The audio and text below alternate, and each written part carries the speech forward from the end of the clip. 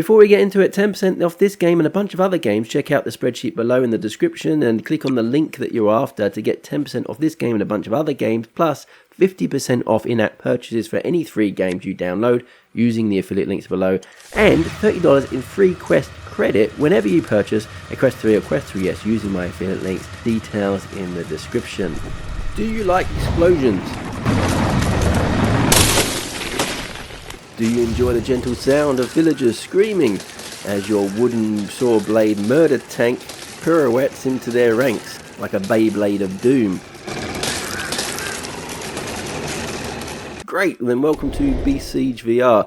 This game lets you slap together medieval death machines from over 70 parts. Wheels, cannons, flamers, drills, explosives, even wings. Sure, why not? Will it fly? Probably not, but that won't stop me from duct taping it together and launching it straight into a castle wall like I'm part of some medieval version of Mythbusters. With the campaign mode, you get 55 levels of increasingly bizarre destruction and puzzle-based gameplay, from blowing up windmills to navigating mountain passes. The objectives are quite varied, but don't expect much guidance. There's no real story here, no hand-holding, and sometimes no clear path to success.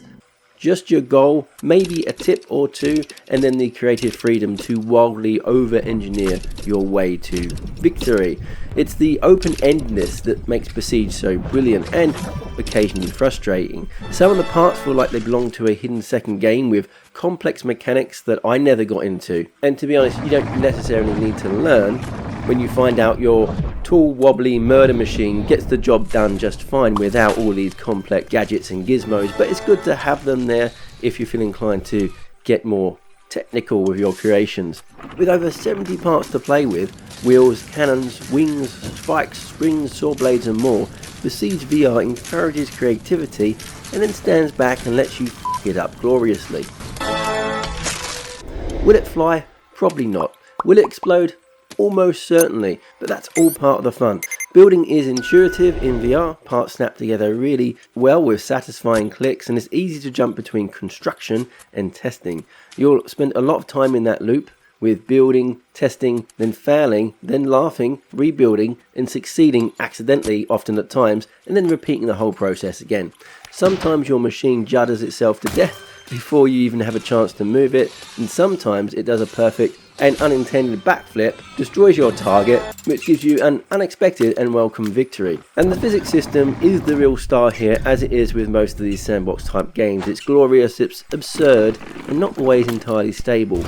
Machines tend to spin out of control and parts fly in all directions, which inevitably obliterates your own vehicle without the help of the enemy. Now, is that an intentional feature? Who knows? But it's always funny and enjoyable going back to your creation and seeing where you could modify it to make it at least functional enough to complete your objective. And if you're not that big into building machines, then you do also have a workshop where other people share their creations online. So if you just simply can't be bothered, or you want to play with other people's creations, you can check out the workshop and see if what they've cooked up can help you complete your mission. Now, at the moment this game is single player, but I'd love to see a co-op or multiplayer kind of mode come into effect. I think that will bring this game to the next level, but at the moment, like I say, single player for now, which is a little bit disappointing given the fun that multiplayer could add. I also feel some of the parts of this game feel a little under-explained, especially for newcomers like myself. And the campaign pacing I found can feel a little repetitive, especially if played in long sessions. So I certainly enjoyed this game better in shorter stints.